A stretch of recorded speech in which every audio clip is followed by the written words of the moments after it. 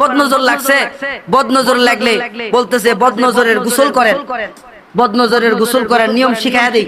যদি কারো বদনজর লাগে বলতেছে 7টা বড়ই পাতা নেবেন, 7টা বড়ই পাতা নিয়ে এটাকে ব্লেন্ডার করবেন, ব্লেন্ডার করে এগুলোকে কি করবেন, এইটা এক বালতি পানির মধ্যে ছেড়ে দিবেন, দিয়া এরকম ভাবে ওই পানির মধ্যে কবজি পর্যন্ত হাত চুবায়া ওখানে 3 বার দুরূদ শরীফ, 3 বার সূরা ফাতিহা, 3 বার আয়াতুল কুরসি, 3 বার সূরা ইখলাস, 3 বার সূরা ফালাক, 3 বার সূরা নাস, আবার 3 বার দুরূদ শরীফ পড়ে ফু দেন। ওই পানি ওখান থেকে খান, ওই পানি দিয়ে আপনি গোসল করেন, বা যার বদনজর লাগছে তাকে গোসল করান। এইভাবে একাধারে 1 মাস, 1.5 মাস, 2 মাস, 21 দিন গোসল করেন, আস্তে আস্তে ইনশাআল্লাহ বদনজর কেটে যাবে। বলেন আলহামদুলিল্লাহ। এই নিয়মগুলো এগুলো নিয়ে আলোচনা হয় না আমাদের কাছে, যার কারণে আজকে মানুষ সমস্যায় পড়লে দৌড়ায়, দৌড়ায় অমুকের কাছে, অমুক তান্ত্রিকের কাছে, অমুক উজার কাছে, অমুক এরকম ভাবে তন্ত্রবিদের কাছে, অমুক কবিরাজের কাছে, অমুক কুফরি করে অমুক হুজুরের কাছে দৌড়ায়। বলে অমুক তো হুজুর, এই মসজিদের ইমাম সাহেব, উনি কি আর জাদু করব? বলে হ্যাঁ, ওই ব্যক্তি করতেছে জাদু, ওই ব্যক্তি করতেছে তাবিজ কবজ।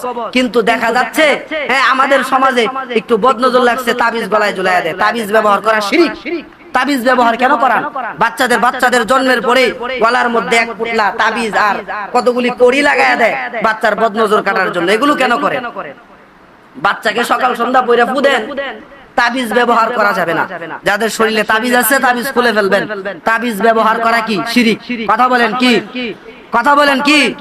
শিরক। তাবিজ ব্যবহার করা কি? শিরক। ডাক্তারে ওষুধ দিছে খাওয়ার জন্য, ওষুধ না খায় গলায় লটকায় রাখলে কাজ হবে? আল্লাহ তাআলা কোরআন দিছে পড়ার জন্য, শিখার জন্য, এটা না পয়রা গলায় লটকায় রাখলে কাজ হবে না।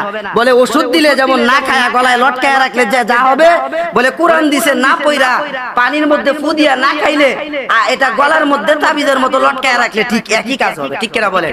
হ্যাঁ, তা আপনি পড়েন, এত অলস কেন? এত অলস কেন?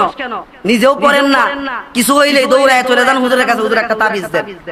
তাবিজ ব্যবহার করা শিরক, ডাইরেক্ট বলে দিলাম। তাবিজ ব্যবহার করবেন না। তাবিজ ব্যবহার করা শিরক।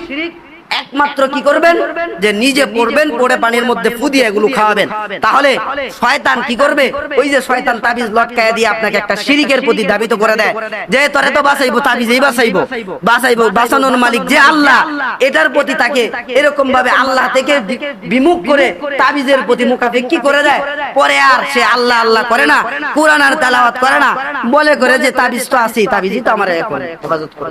আল্লাহ তাআলা আমাদের সবাইকে শয়তান থেকে হেফাজত করুক।